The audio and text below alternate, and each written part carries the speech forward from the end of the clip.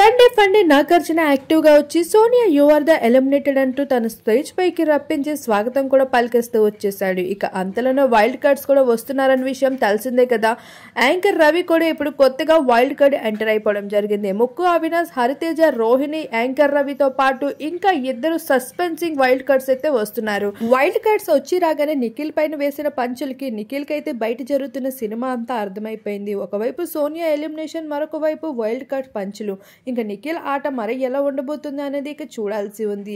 ఇకపోతే Sonia wild card ద్వారా 8th week అయితే వచ్చేయబోతుంది మరోసారి. అయితే ఆల్రెడీ మణికంఠని పంపి సోనియాని ఇంట్లోనే ఉంచుదామని బిగ్ బాస్ ఎన్ని ప్రయత్నాలు చేసినప్పటికీ కంటెస్టెంట్స్ మాత్రం బిగ్ బాస్ ఆటని దెబ్బ కొట్టేశారు. ఇక సోనియాని ఎలిమినేట్ చేయక తప్పలేదు.